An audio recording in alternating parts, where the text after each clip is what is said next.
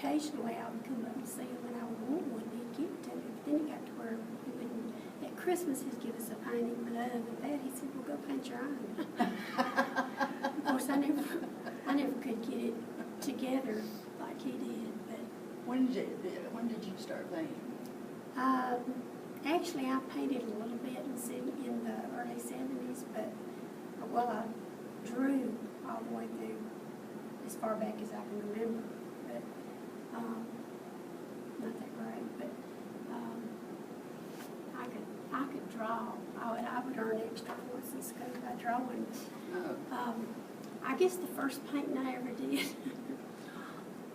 my mother came in one morning and wanted to know what I had done to her door. I had gotten a set of oils for Christmas, and I painted a jungle scene on the door into the living room, into the kitchen, and then I ended up doing one into the closet.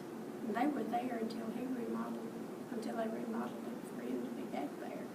When did Jim start painting? I mean, when he went to work for me, I didn't know anything. I didn't know he painted. See, I don't remember when he started.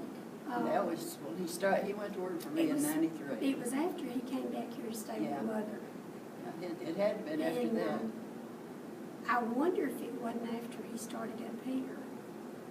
I think it probably was, because I don't remember him saying a thing about it until later, like in the later 90s. Well, like I said, I was so, I was so busy with family and teaching and all that. I missed a lot of the early parts, the painting and everything. He's the reason I did it. I mean, I'll never forget, I ran into him down at Books A Million. And I was down there looking for some art books that had lighthouse pictures in it, because I wanted to paint some lighthouses. Of course, Jim never did like my lighthouses anyway. He always fussed I needed to paint something besides lighthouses.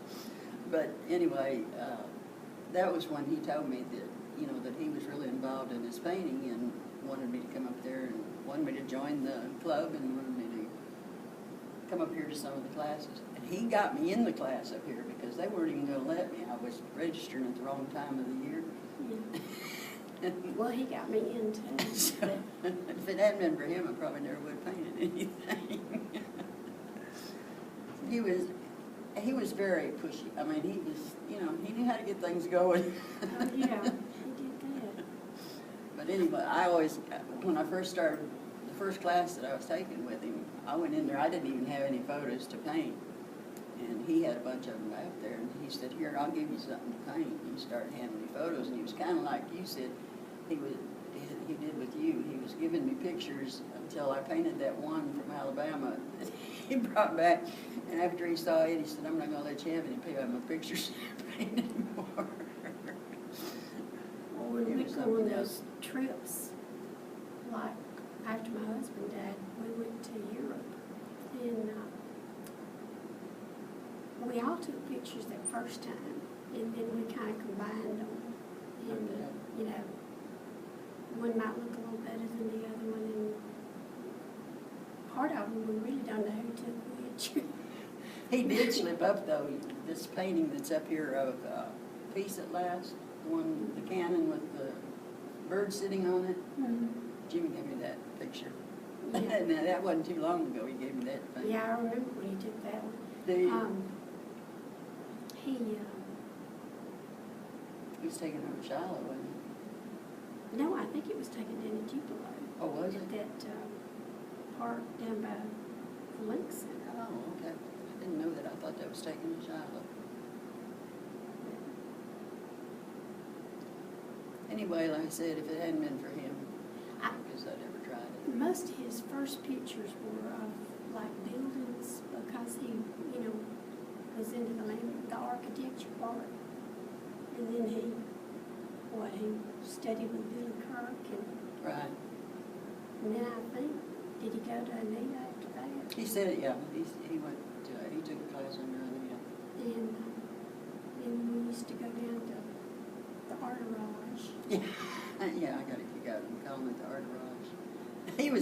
He was posting something on Facebook once about Art Garage, and I kept seeing that on there, and I thought, what in the world world are you talking about, Jim? What in the world's an art garage? Finally came to tell me it was Juanita's garage that they'd been painting. Well, it was just a bunch of people. He kept wanting me to come, wanting me to come, wanting me to come. Yeah. And when I finally went, it was just a bunch of really good artists that got together. And if you had a problem with something, you either ask him or, you'd mention it to one of the others, and they'd come over and give you a little critique or help you out a little bit or show you something or give you an idea. And he was really big on perspective, because I know when I was taking painting up here, I had done that picture from Morocco, and I didn't take any more pictures till we went to that, because he took the picture and put it up on his desk, and he says, now what's wrong is right here is your center of, and he did this way, and the next thing I know, I've got a hole in it. You got a hole in your...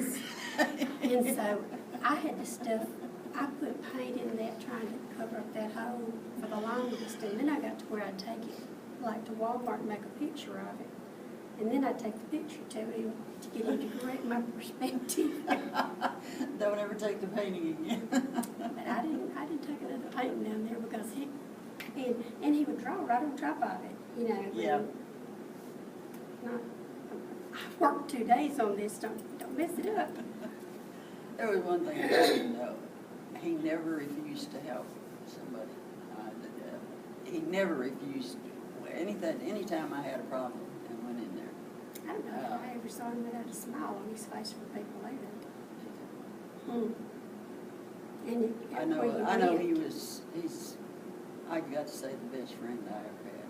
Just about everywhere we went, we'd meet for coffee or dinner or lunch or whatever, and there'd always be somebody there. Hey, Jim, how you doing?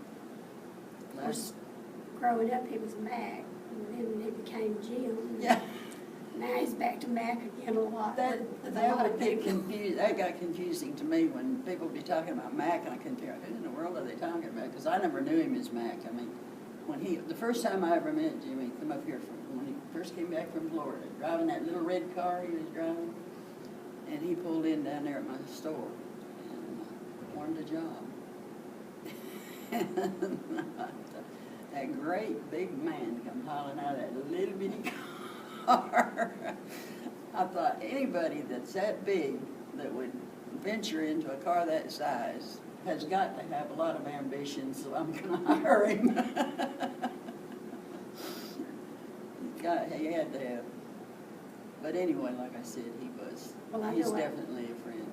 After this exhibit, his paintings probably will never be all to where they can all be exhibited together again, because they're fixing to be dispersed to They've been different places. Going out to some men. I've got to mail one to California. So I need to get on there. Jim Tidwell made this picture after I fussed about it for 3 or 4 years about how good it was, and I wanted him to show it, and he wouldn't do it. He hung it in his bedroom. Well, it wasn't his bedroom, but he hung it in a bedroom. No, it was one he slept in. Oh, is it? Okay. But now, you remember we were taking watercolor, and somebody was having trouble with something, and he says, oh, that's easy, and he just took his pencil and went, Yeah. and then he went, and he had to paint. And that's how he had that. What, about 30 minutes? Oh, yeah. And he was going to throw it away. I mean, he thought it was just nothing. And I thought it was one of the best ones he'd done. Of course, I'm not a I really like his critic. watercolors. But I really like his oils, because I like the detail in them. Well, that is my favorite. I like his buildings, and the other painting that I have that he gave me. In fact, I don't know, I went in there to ask him for some help one day, and as I was going out, he had all of these paintings there on that wall. And I said, Jim, when are you going to let me have one of these? He said, which one do you want? And I said, that one right there. He said, take it. I wasn't expecting that. I told him, I said, I'd like to have one of yours, but I can't afford them. They're too expensive. He said, take it. So that's about the best price I ever paid for anything.